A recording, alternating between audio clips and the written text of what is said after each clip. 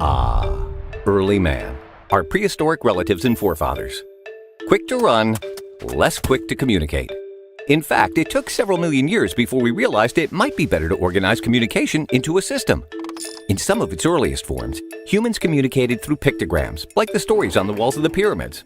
But pictograms were limited, so the ancient Greeks invented the first extensive alphabet.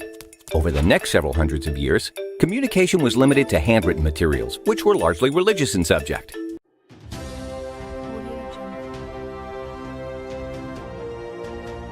That changed in 1448 when a German named Johann Gutenberg invented the printing press. His invention combined ink, paper, and movable type with the goal of creating standardized reproducible writing. Apropos for the times, Johann printed a ton of Bibles.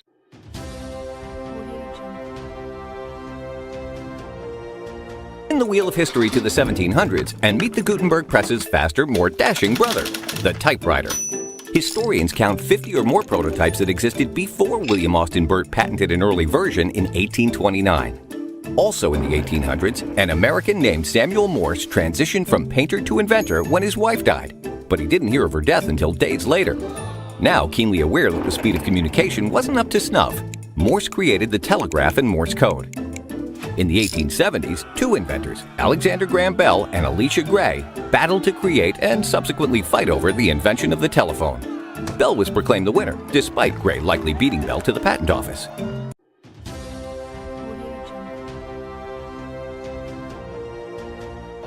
Less than 50 years later, another feud erupted, this time between Nikola Tesla and Guglielmo Marconi over the invention of radio. It was also a race to the patent office that ended in Marconi being awarded the Nobel Peace Prize and Tesla being awarded an eponymous 80s band. Now that sound could be transmitted wirelessly, we did the same with visual images. The 1950s marked the television boom, leading to a black and white TV signal broadcast into living rooms everywhere.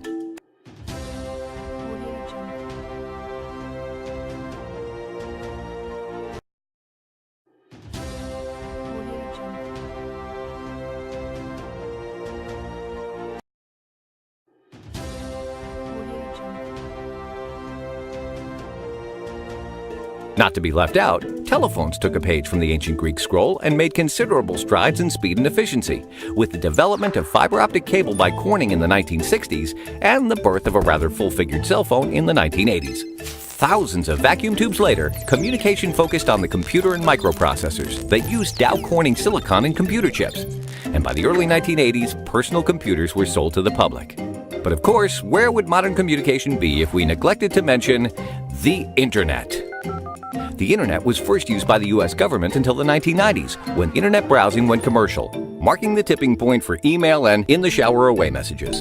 But never one to be tethered to the past or to a desk, we took web browsing from desktops to mobile devices and tablets with the advent of 3G and 4G technology, allowing us to communicate at light speed from anywhere on the globe and forever altering how we perceive our role in the world. Are you ready for the next innovation? Learn more about